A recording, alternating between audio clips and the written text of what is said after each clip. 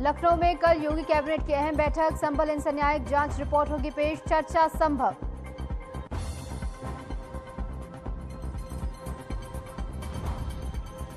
UP में अब मानवीय आधार पर होगी मुक्ति, बुजुर्ग और बीमार कैदियों को मिलेगी राहत। सीएम योगी की कारागार प्रशासन और सुधार सेवाओं की समीक्षा बैठक में बड़ा फैसला। डिप्टी सीएम ब्रजेश पाठक का विपक्ष पर तीखा प्रहार, कहा राहुल तेजस्वी अखिलेश से गठबंधन के नेता निराश, बिहार में आएगी एनडीए सरकार।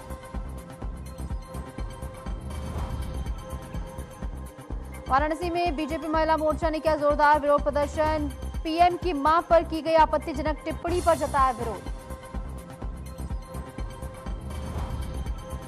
मथुरा में खतरे के निशान से ऊपर पहुंचा यमुना का जलस्तर, कई कॉलोनियां जलमग्न, प्रशासन अलर्ट।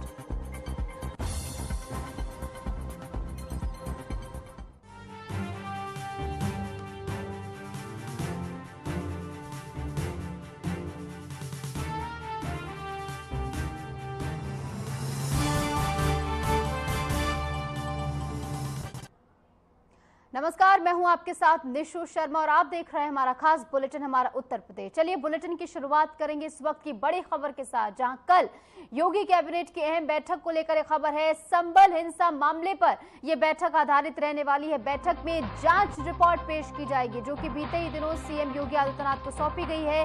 हिंसा मामले की समीक्षा यहां पर होगी, सरकार सुरक्षा उपायों पर चर्चा करेगी और मुख्यमंत्री योगी आदित्यनाथ कई बड़े और अहम फैसले इस बैठक में ले सकते हैं। तो लखनऊ से खबर है, उत्तर प्रदेश में मुख्यमंत्री योगी आदित्यनाथ की अध्यक्षता में कल योगी कैबिनेट की अहम बैठक होगी। इस बैठक में संभल में हुई हालिया हिंसा की न्यायिक जांच रिपोर्ट सरकार के समक्ष पेश की जाएगी। रिपोर्ट की समीक्षा के बाद इस मामले में आगे की कार्रवाई तय की जाएगी। कई बड़े फैसले इस बैठक में लिए जा सकते हैं। साथ ही आपको ये भी बता दें कि बैठक में राज्य के अन्य महत्वपूर्ण विकास कार्यों और सुरक्षा व्यवस्था पर भी चर्चा होने की संभावना है। और जो मूल उद्देश्य इस बैठक का है वो है संभल हिंसा की जो जांच रिपोर्ट सामने आई, लगभग 450 पन्नों की ये जांच रिपोर्ट है, जहां पर कई बार अब तक संभल जो है हिंसा का शिकार हो चुका है। लेकिन बीते ही साल यानी 2024 में जो हिंसा हुई 24 नवंबर को, उस पर आधारित ये जांच रिपोर्ट जो कि सीएम योगी आदित्यनाथ को सौंपी गई थी। और इस बीच हमारे संवाददाता अमन प्रधान जुड़ गए हैं ज्यादा जानकारी के साथ। अमन, कल ये बैठक होने वाली है जिस पर सभी की नजरें टिकी हुई हैं। हमने देखा बीते ही दिनों सीएम योगी आदित्यनाथ को लगभग 450 पन्नों की जांच रिपोर्ट सौंपी गई है। ऐसे में क्या कुछ अहम फैसले कल लिए जा सकते हैं और ऐसे में इस रिपोर्ट में भी क्या क्या चीजें हैं, क्या क्या पहलू उसमें गिने गए हैं, क्या कुछ पूरी जानकारी? देखिए निश्चित, जिस तरीके से बात की जाए, जो कल एक अहम कैबिनेट बैठक है जिसमें कई विकास प्रस्तावों को मंजूरी मिल सकती है, वहीं जिस तरीके से बात की जाए संभल की जो न्यायिक रिपोर्ट है उस पर भी कहीं ना कहीं चर्चा हो सकती है, जिसमें लगातार मुख्यमंत्री योगी आदित्यनाथ संभल की घटनाओं का जिक्र भी किया करते थे। उसके बाद जब न्यायिक रिपोर्ट मुख्यमंत्री को प्रस्तुत हुई है, लगभग 450 पन्ने की पूरी रिपोर्ट है, जिसमें आपको भी पता होगा कि नवंबर 2024 में घटना हुई थी, जिसमें कई हिंदू और मुस्लिम पक्ष के जो लोग हैं वो इसमें जख्मी हो गए थे, जिनकी मृत्यु हो गई थी। तो उसके बाद एक न्यायिक टीम बनाई गई, उस न्यायिक टीम में लोगों को रखा गया था। उसके बाद इसको मुख्यमंत्री को रिपोर्ट प्रस्तुत करना था, जो कि मुख्यमंत्री को रिपोर्ट प्रस्तुत की गई है। और अब उसमें कहीं ना कहीं कैबिनेट पर कल चर्चा हो सकती है कि संभल से जुड़े जो रिपोर्ट है उसमें जो तथ्य है उस पर कैबिनेट के साथ मुख्यमंत्री चर्चा करेंगे और उसके बाद कहीं ना कहीं एक सख्त कानून बनाने के लिए मुख्यमंत्री योगी आदित्यनाथ पहल कर सकते हैं कि किसी तरीके की जो संभल जैसी घटना अराजक तत्वों द्वारा की गई थी, हिंदू मुस्लिम बीच में जो एकता थी, वो अखंडता को खंडित करने का काम की। और बिल्कुल अमन, बात की जाए संभल के इतिहास की तो आजादी के बाद से अब तक 15 बार ऐसी हिंसा वहां पर हो चुकी है। 15 बार ये पूरा इलाका जो है इसी तरह की हिंसा से सुलग चुका है। और ऐसे में पलायन भी हमने देखा है कि हिंदू परिवार जो है पलायन कर गए, अभी भी ये सिलसिला जारी है। तो इसको रोका जाए किसी प्रकार, क्या कुछ इसको लेकर किया जाएगा? क्या इस पहलू पर भी इसमें चर्चा होगी? क्या कुछ प्रभावी कदम इस पूरे मद्देनजर भी उठाए जा सकते हैं? देखिए निश्चित, जिस तरीके से अगर बात की जाए तो लगातार जितने भी हिंदू पक्ष के जितने भी बात की जाए संगठन है, वो कहीं ना कहीं विरोध प्रदर्शन लगातार, चाहे वो संभल हो चाहे वो लखनऊ हो, चाहे वो उत्तर प्रदेश के अलग अलग जिले हों, वहां पर लगातार वहां पर प्रदर्शन किए जा रहे हैं। कहीं ना कहीं एक सख्त कानून की मांग हर तरीके से साफ तौर पर मुख्यमंत्री योगी आदित्यनाथ से मांगी जा रही कि एक सख्त कानून इस पूरे मामले पर, इस मामले को पहलू बना करके रखा जाए कि एक नजीर, जिस तरीके से मुख्यमंत्री हमेशा से ही एक शब्द कहते हैं कि अगर ऐसे कृत्य करने वाले लोगों के खिलाफ ऐसी कार्रवाई की जाएगी कि वो एक नजीर के रूप में सामने आएगी। तो कहीं ना कहीं वो नजीर पेश करने के लिए मुख्यमंत्री योगी आदित्यनाथ हमेशा एक्शन में रहते हैं। और जिस तरीके से बात की जाए उत्तर प्रदेश की कानून व्यवस्था की, तो कहीं ना कहीं कानून व्यवस्था लगातार दुरुस्त नजर आ रही है। तो उसके लिए एक जो इस तरीके का एक कानून है, उसका पारित बिल है, उस पर भी कहीं ना कहीं चर्चा हो सकती है। और इसी के साथ साथ संभल के दंगों के इतिहास से लेकर हिंदुओं की आबादी घटने, धार्मिक स्थलों का अस्तित्व मिटाने तक तमाम बिंदु बताया जा रहा है इस रिपोर्ट में शामिल है। इसके अलावा और क्या कुछ मुद्दे इस बैठक में उठाए जाएंगे अमन? माफ करिए अमन, आप तक मेरी आवाज पहुंच पा रही है? जी जी जी। मेरा सवाल ये कि संभल हिंसा से इतर हटके और क्या कुछ मुद्दे इस बैठक के रहने वाले हैं? अब देखिए, विकास से जुड़े जितने अहम मुद्दे हैं, जिस तरीके से उत्तर प्रदेश में बाढ़ एक अहम भूमिका इस वक्त निभा रही है, तो उसको लिए कहीं ना कहीं जो बाढ़ प्रभावित जो इलाके हैं उन पर किस तरीके से राहत बचाव का जो काम है वो उत्तर प्रदेश में लगातार कार्य जारी है। उत्तर प्रदेश में राहत से जुड़े हुए जितने भी कार्य हैं उनकी समीक्षा हो सकती है। उन बाढ़ से जुड़े जितने भी किसान हैं उन पर कितना कष्ट हुआ है, उन पर कितनी धनराशि की जो समस्या हुई है उनको किस तरीके से पूर्ति की जाए, और साथ ही उत्तर प्रदेश में जिस तरीके से जो विकास योजना है उनको किस तरीके से और गति दी जाए, जहां जहां पर्यटन स्थल है उनको किस तरीके से और बेहतर किए जाए, विकास कार्यों में किस तरीके से और गति दी जाए, कहीं ना कहीं वो एक अहम पहलू हो सकता है। जिस तरीके से पिछली बैठक में ये साफ स्पष्ट हो गया था कि जितने भी रोजगार है, मिशन रोजगार के तहत इनको एक रोजगार का अवसर दिया जाए, वो कहीं ना कहीं उत्तर प्रदेश सहित आपने हाल फिलहाल में देखा होगा कि उत्तर प्रदेश लखनऊ में एक आयोजन हुआ था, जिस आयोजन में देश विदेश तक के लोगों को नौकरियां मिली थी। तो कहीं ना कहीं इस तरीके के आयोजन है और इस तरीके का जो एक दीर्घगामी सोच है मुख्यमंत्री योगी आदित्यनाथ की, उसके तहत लगातार विकास की योजनाओं पर भी अमन, यानी कि संभल हिंसा से लेकर तमाम अन्य जो अहम मुद्दे हैं विकास से जुड़ा हो और तमाम अलग मुद्दों पर जो है इस बैठक में विचार विमर्श होगा। लेकिन सभी की नजरें फिलहाल संभल हिंसा को लेकर जो जांच रिपोर्ट है 450 पन्नों की होने वाली है, इसमें क्या कुछ तथ्य दिए गए हैं, क्या कुछ चीजें, क्या कुछ पहलू इसमें गिनवाए गए उस दिन की हिंसा को लेकर, ये देखना महत्वपूर्ण होगा। फिलहाल बहुत बहुत शुक्रिया अमन, जुड़े हमारे साथ, तमाम जानकारी आपने दर्शकों तक साझा की। खबरों में आगे बढ़ेंगे। सीएम योगी आदित्यनाथ ने मुख्यमंत्री आवास पर कारागार प्रशासन और सुधार सेवाओं की समीक्षा बैठक ली है। इस दौरान उन्होंने संबंधित अधिकारियों के साथ जेलों में सुरक्षा, बंदियों के कल्याण, सुधारात्मक कार्यक्रमों और कैदियों के पुनर्वास पर विस्तार चर्चा की। सीएम योगी ने अधिकारियों को निर्देश दिए कि जेलों में सभी मानक सुरक्षा उपाय सुनिश्चित किए जाएं और बंदियों के लिए सुधारात्मक एवं प्रशिक्षण कार्यक्रमों को प्रभावी ढंग से लागू किया जाए। सुधारात्मक कार्यक्रमों की यह बैठक बेहद अहम मानी जा रही है।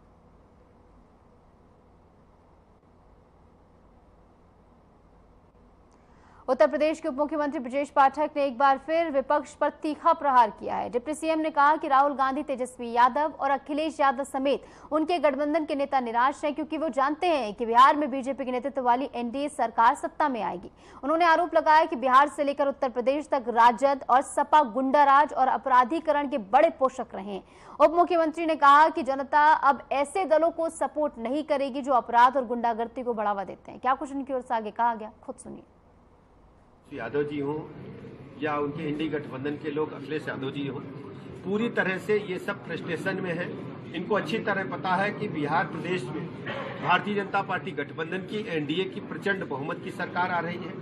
इनके पास कहने को कुछ नहीं है। इनके जंगल राज से, गुंडा राज से, चाहे बिहार की जनता हो चाहे उत्तर प्रदेश जनता, सब जानते हैं कि समाजवादी पार्टी और आरजेडी ये सब गुंडा राज और अपराधीकरण के बहुत बड़े पोषक हैं। जितने भी गुंडे, बदमाश, माफिया, लुच्चे, लफंगे पनपते हैं, ये इन्हीं की सरकारों में पनपते हैं।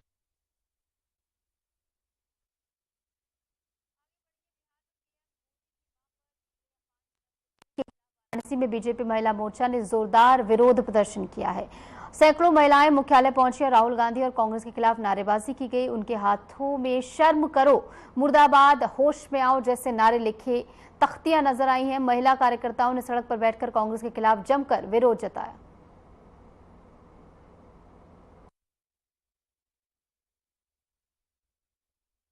संयोजक महानगर बेटी बचाओ बेटी पढ़ाओ भाजपा। हाथों में तख्तियां और कांग्रेस के खिलाफ ये तख्तियां क्यों? आधी आबादी आज सड़क पे है। आधी आबादी बहुत ही क्रोध में है और गुस्से में है। माँ जैसे पवित्र शब्द को राहुल गांधी ने अपमानित किया है, जो कि हमारी मातृशक्ति जिसको कि दुर्गा का रूप माना जाता है। हम लोग अपशब्द कभी माँ के प्रति अगर ये बोले हैं राहुल गांधी, हम लोग कभी बर्दाश्त नहीं कर सकते हैं। वो अक्षम्य है। और तो क्या क्या आप लोगों ने तख्तियां बैनर ली, किस तरह के नारे लगाए? हम लोग बोले हैं कि माँ का अपमान नहीं सही, माँ का अपमान कांग्रेस का पहचान, माँ का अपमान कांग्रेस का पहचान। राहुल गांधी शर्म करो, शर्म करो। ये हम लोग कभी बर्दाश्त, ये अपमान, माँ का अपमान हम लोग कतई बर्दाश्त नहीं कर सकते हैं। इसी मामले में आधी आबादी हम लोग सड़क पर उतरे हैं। किसको ज्ञापन देने आई हैं आप लोग? और क्या हम पूरे देश को और जिलाधिकारी जो ये देख रहे हैं ऑफिस है वाराणसी कार्यालय, यहाँ पर हम लोग धरना प्रदर्शन किए हैं। गाजीपुर की ई अन्नदाता महिला टीम की 14 सदस्यों को प्रधानमंत्री नरेंद्र मोदी से व्यक्तिगत पत्र मिला है। ये बहनें रक्षाबंधन पर प्रधानमंत्री को राखी भेजती रही हैं और इस बार भी उन्होंने पीएम मोदी के साथ मुख्यमंत्री योगी आदित्यनाथ और कृषि मंत्री को राखी भेजी। प्रधानमंत्री ने अपने पत्र में लिखा कि बहनों का स्नेह उन्हें राष्ट्र के लिए निरंतर कार्य करने की ऊर्जा देता है। उन्होंने ये भी कहा कि हमारे ग्रंथों में भी यही संदेश है कि हम सब साथ चलें और एक दूसरे की रक्षा करें। टीम के सदस्यों में पूजा राय, नेहा यादव, प्रीति मिश्रा, भावना पांडे, ज्योति रावत, वैष्णवी द्विवेदी, मिथिलेश यादव, प्रिया श्रीवास्तव, वंदना ज्योति राठौर, रोहिणी तिवारी, प्रिया राय, नीलम वर्मा और प्रियंका पांडे शामिल हैं। पिछले 3-4 वर्षों से वे ये परंपरा निभा रही हैं और हर वर्ष पीएमओ से जवाबी पत्र भी उन्हें प्राप्त होता है।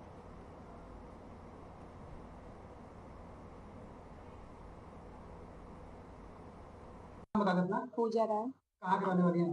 अहमदाबाद। पूजा जी, आपको एक पत्र आया है पीएम मोदी का। पीएम मोदी का पत्र आने में भी एक अपने आप में जो बेहतर माना जाता है। पत्र जब आया तो आप लोगों का क्या की थी और क्या किस तरह क्या फीलिंग महसूस हुई थी?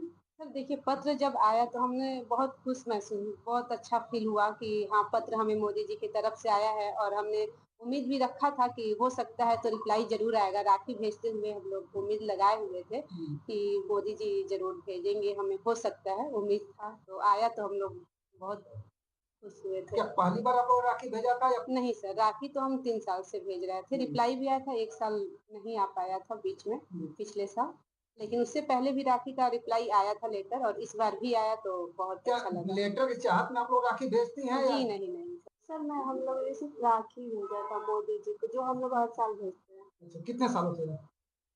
3 साल से। 3 साल से। हाँ। क्या सोच कर भेजती हैं आप लोग?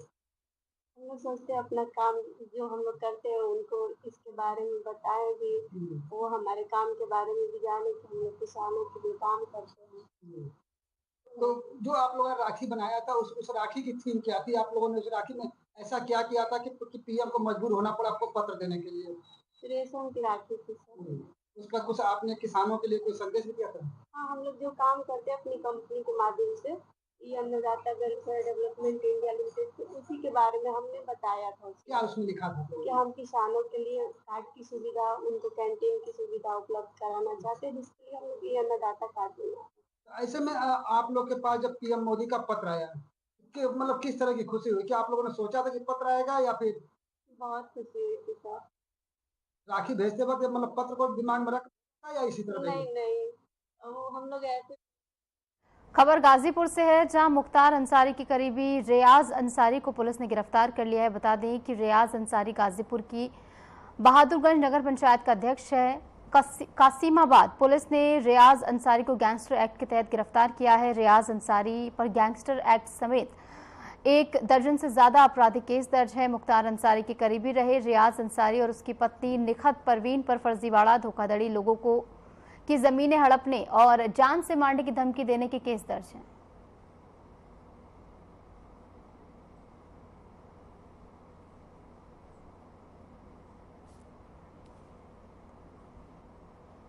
आगे बढ़ेंगे। यमुना का जलस्तर खतरे के निशान से ऊपर बढ़ने के कारण मथुरा में बाढ़ के हालात बने हुए हैं। कई कॉलोनियां जलमग्न हो गई हैं और कई गांव टापू में बदल गए हैं। यमुना का जलस्तर खतरे के निशान से लगातार ऊपर बह रहा है। ग्रामीण अपने गांव की सुरक्षा के लिए बोरियों में मिट्टी भरकर गांव के चारों ओर लगा रहे हैं।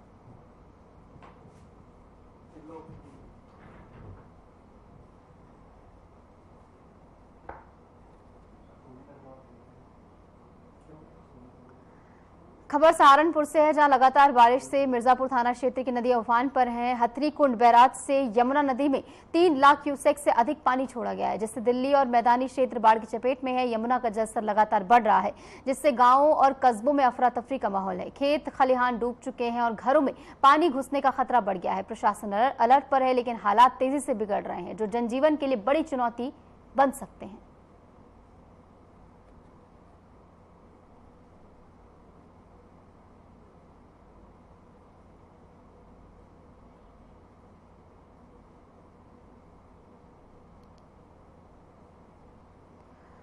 आगे बढ़ेंगे। सीतापुर जनपद के महमूदाबाद तहसील क्षेत्र में प्रशासन ने बड़ी कार्रवाई करते हुए मियापुरवा चौराहे पर अतिक्रमण हटाया। सरकारी जमीन पर अवैध रूप से बनी दुकानों और कब्जों पर प्रशासन ने बुलडोजर चला दिया। कार्रवाई के दौरान मौके पर भारी पुलिस बल तैनात रहा, ताकि कोई अप्रिय घटना न हो।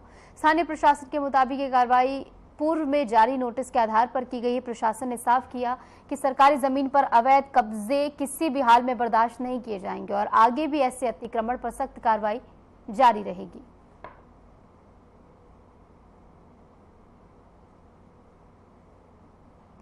आगे बढ़ेंगे। खबर जालौन से है, जहां केलिया थाना क्षेत्र के ग्राम चटसारी में मामूली कहासुनी के दौरान पिता पुत्र ने 80 वर्षीय बुजुर्ग को पीट कर मौत के घाट उतार दिया। मिली जानकारी के अनुसार बुजुर्ग ने बिजली का तार हिलाने से मना किया था, जिस पर पड़ोसी पिता पुत्र ने मारपीट की। बेहोशी की हालत में परिजनों ने बुजुर्ग को अस्पताल पहुंचाया, जहां डॉक्टरों ने उसे मृत घोषित कर दिया। वहीं मौके पर पहुंची पुलिस ने शव को कब्जे में लेकर पोस्टमार्टम के लिए भेज दिया है। मामले की जाँच जारी है।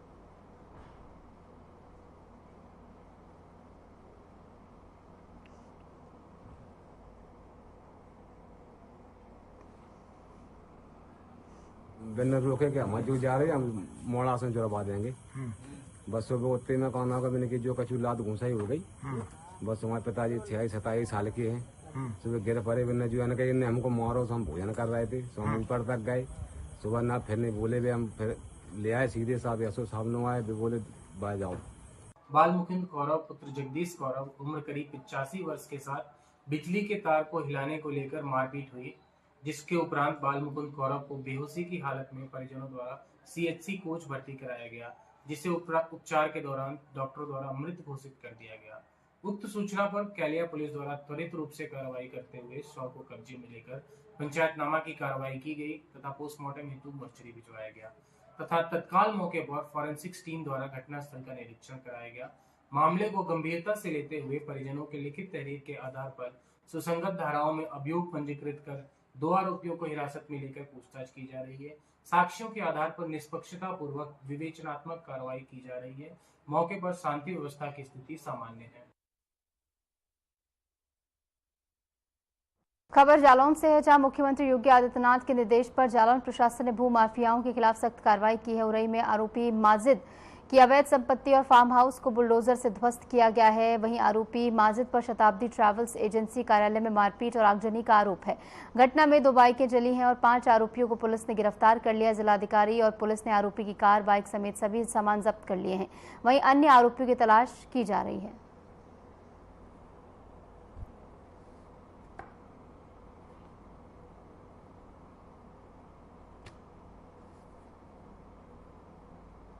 माजिद सनाफ गफ्फार के द्वारा लीगल कंस्ट्रक्शन किया गया है, जिसका कोई सक्षम स्वीकृति के द्वारा नहीं प्राप्त की गई थी। विधिक प्रक्रिया के अंतर्गत आज मौका ध्वस्तीकरण कराया जा रहा है। इस कार्रवाई के तहत यहाँ पे उरई नगर पालिका, जिला प्रशासन, पुलिस प्रशासन और उरई विकास प्राधिकरण के संयुक्त रूप से टीम यहाँ मौका ध्वस्तीकरण कार्रवाई करवा रही है।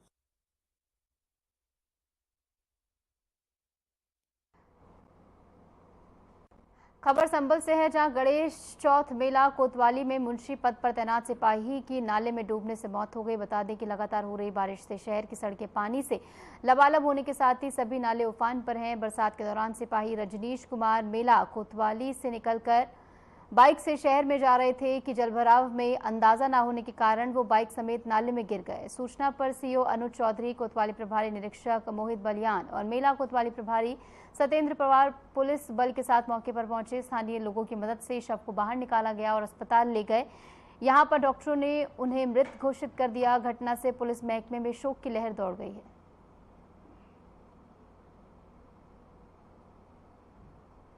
हमारे कांस्टेबल रजनीश कुमार है, वो चंदौसी मेले में मुंशी के तौर पे तैनात थे। सुबह जब वो ड्यूटी पे आ रहे थे तो सड़क जलमग्न होने के कारण उनकी बाइक है वो फिसल गई और वो नाले में जा गिरे। नाले की चौड़ाई है वो काफ़ी लंबी और लंबाई भी है, 25 मीटर के आसपास होने के कारण वो बाहर नहीं निकल पाए और उनकी डूबने की वजह से उनकी मृत्यु हो गई है। उनके शव को है वो पुलिस ने कब्जे में लेके पोस्टमार्टम कराया जा रहा है और राजकीय सम्मान के साथ में उनको जो है विदाई दी जाएगी।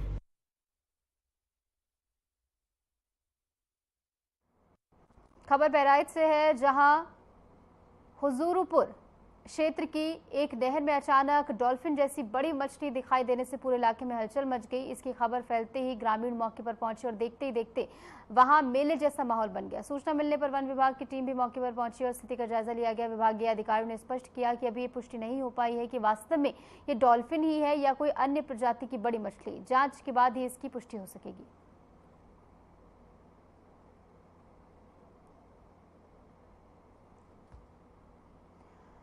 नोएडा थाना फेज 1 पुलिस ने बड़ी सफलता हासिल करते हुए एक शातिर वाहन चोर को गिरफ्तार किया। आरोपी के साथ एक नाबालिग को भी हिरासत में लिया गया है। पुलिस ने चोरी की 18 मोटरसाइकिल, स्कूटर, स्कूटी और ऑटो बरामद किए हैं। आरोपी और नाबालिग वाहन चोरी कर इन्हें सस्ते दामों में बेचकर अवैध धन कमाते थे। जांच में पता लगा है कि आरोपी का दिल्ली एनसीआर के कई थानों में आपराधिक इतिहास भी दर्ज है। पुलिस मामले की जाँच जारी रखे हुए है।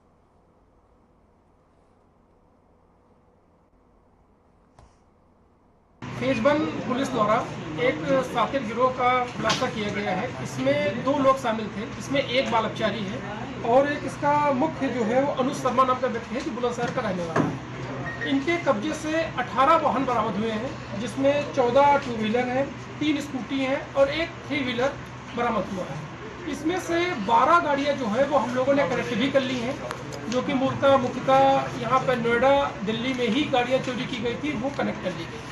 ये एक शातिर गिरोह है जिसमें इसके मुख्य जो अभियुक्त, इस पर लगभग 2 दर्जन मुकदमे पूर्व से पंजीकृत थे। ये लोग गाड़ी चोरी करके कुछ निश्चित स्थानों पर रख देते थे और वहाँ पे जैसे बिक्री हो जाती थी वैसे ही अन्य स्थानों पे बिक्री कर देते थे। इन पे जो भी मुकदमे पंजीकृत है वो दिल्ली, गुड़गांव और नोएडा तीनों जगह पंजीकृत है।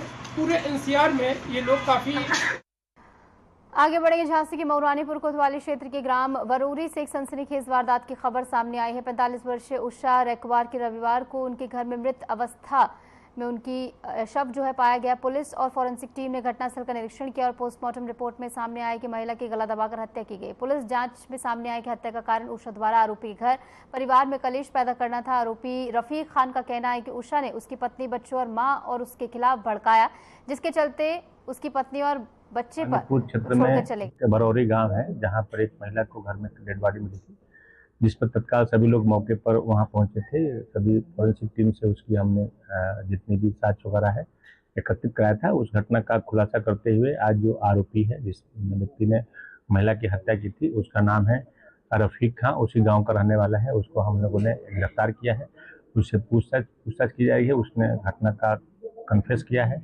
घटना कन्फेस करते उसने बताया है कि उसी गांव में जो महिला मृतका का उनके परिवार में काफ़ी दखल रहता था, जिसके कारण उसकी जो पत्नी है 9 महीना 10 महीने पहले गांव घर छोड़ करके चली गई थी और वो उसके कारण उसका घर जो है घर में बिखरा हुआ था।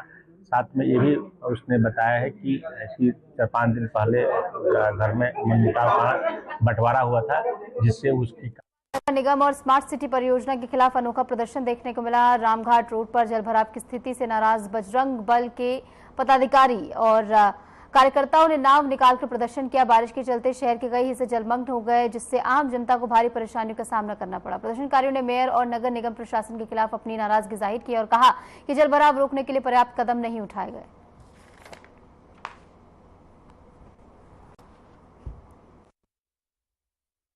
अलीगढ़ की जनता से क्षमा चाहते हैं, तो बजरंग बल ने पूर्ण समर्थन मेयर साहब को दिया था। विजयी बनाने के लिए आज आप शहर की हालत देख सकते हैं। अलीगढ़ को एक टैग दिया गया था स्मार्ट सिटी का, आज स्मार्ट सिटी के चलते हुए स्कूल बंद है, कॉलेज बंद है। और फिलहाल के लिए हमारे इस खास बुलेटिन में इतना ही। नमस्कार।